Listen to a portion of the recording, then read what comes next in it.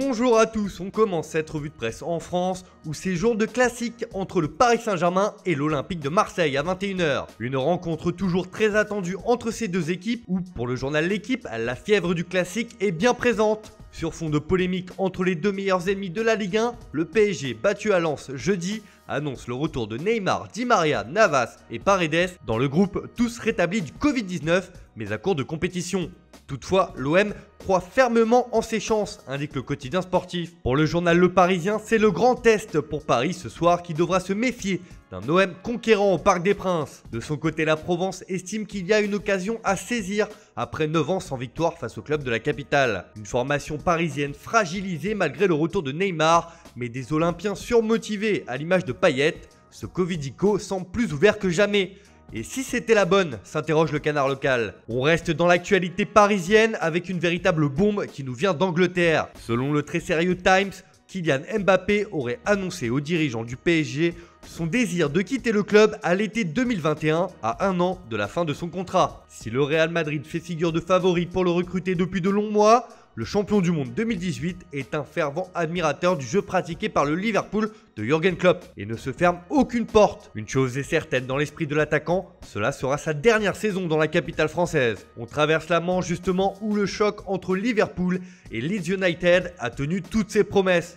L'équipe de Jürgen Klopp et celle de Marcelo Bielsa se sont rendues coup pour coup et c'est un véritable festival de buts qui s'est conclu sur le score de 4-3 en faveur des Reds. Et c'est notamment Mohamed Salah qui est à l'honneur avec son triplé inscrit.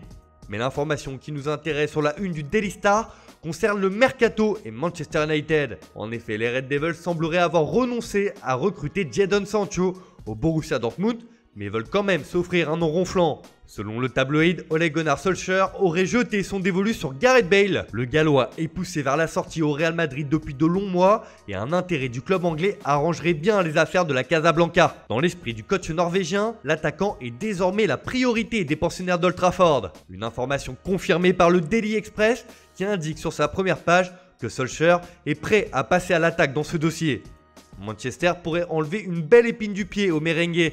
On file en Espagne où justement l'actualité du Real Madrid fait la couverture du journal AS. Et c'est son entraîneur Zinedine Zidane qui est au centre des débats. Selon le quotidien madrilène, le coach a un grand défi face à lui pour cette saison. En effet, le Français vise à remporter son deuxième titre de champion consécutif en Liga, ce qu'aucun entraîneur n'a réussi avec Madrid depuis Léo Benacer il y a 33 ans. De son côté, Marca annonce que le club de la capitale espagnole change ses plans pour Luka Jovic. L'attaquant pourrait finalement avoir un rôle à jouer cette saison sous la tunique blanche. En l'absence d'arrivée pendant ce mercato, Madrid veut que le Serbe soit vu cette saison et qu'il apporte sa pierre à l'édifice. Toujours de l'autre côté des Pyrénées mais à Barcelone, la presse catalane se réjouit du retour à la compétition du FC Barcelone lors d'un match amical face au Nastic. Une victoire 3-1 qui fait du bien dans cette pré-saison. Cela fait la une du Mundo Deportivo qui estime que c'est un autre Barça. Ce premier match a montré le style que Koeman veut mettre en place. Avec de la mobilité, de la vitesse, de l'intensité, c'est exactement ce que recherche le coach néerlandais. Pour Sport, cette victoire permet à Lionel Messi de retrouver le sourire